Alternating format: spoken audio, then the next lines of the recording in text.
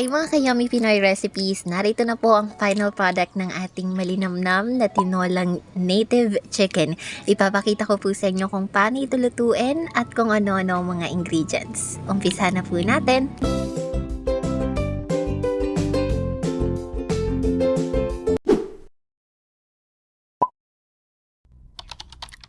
Bida natin for today ay ang buong native chicken na galing pang probinsya. Gagamitin po tayo ng sibuyas. Gagamitin po tayo ng luya para maalis ang langsa ng chicken na to. Siyempre, ang kapartner ng onion natin ay ang garlic. Gagamitin po tayo ng fresh na papaya, yung green pa po. And of course, gagamitin tayo ng tanglad para maalis yung amoy nitong ating native chicken. At syempre, hindi mawawala ang green na dahon ng sili. Sana po nating magluto, buksan ng kalan at iset ito sa medium fire. Maglagay ng cooking oil. Corn oil po ang gamit natin dyan, pero any oil will do.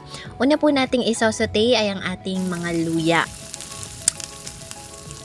Mix lang po natin.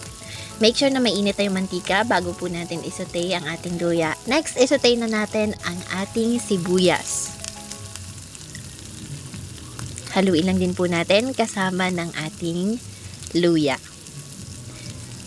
Next ay ang ating bawang. Imekos-mekos lang po natin yan. Pagkatapos, ilagay na po natin ang ating native chicken. Pinahuli po natin yung dugo dahil mabilis lang po siyang maluto. Kaya as you can see, hindi pa po natin siya inilalagay. I-mix lang po natin ng maigi itong ating native chicken. Tapos lagyan natin ng asin pampalasa. Pagkatapos niyan, takpan po natin ang ating chicken. Then, buksan na po natin kapag kulo na para ilagay ang ating special ingredient. Ang special ingredient po natin ay ang ating chicken cubes ng Knorr. Then, halu-haluin lang din po natin siya. Takpan po natin. Ngayon, buksan na po natin ang ating kaldero para maglagay ng tubig. Halos isang pichali yung nilagay natin dyan, pero depende po sa inyo kung gaano karami yung ilalagay ninyo. Halu-haluin lang din po natin.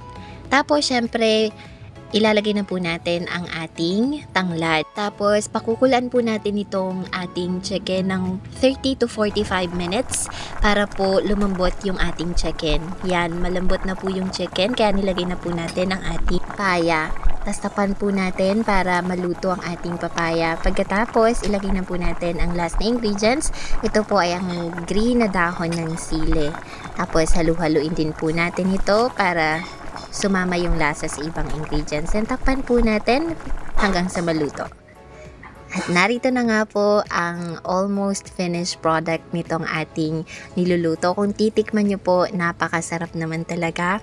Perfect na perfect po itong ipare sa mainit-init pang kanin ngayong lunchtime natin. So, ipapakita ko po sa inyo. Tingnan nyo naman yung sabaw. Iba po talaga yung sabaw ng chicken, lalong-lalo na kapag native.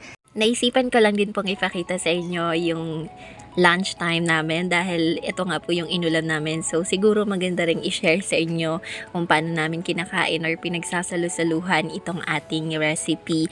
Sana po nagustuhan nyo itong luto namin for today. Kung meron po kayong suggestions, please suggest that kasi maaring gawa namin yon ng topic or video soon. And of course, thank you so much po sa lahat ng mga nanonood sa amin. Sana po mag-subscribe po kayo sa amin at mag-comment na rin po kayo at sabihin nyo po sa amin kung sinubukan ninyo itong recipe at nagustuhan ninyo.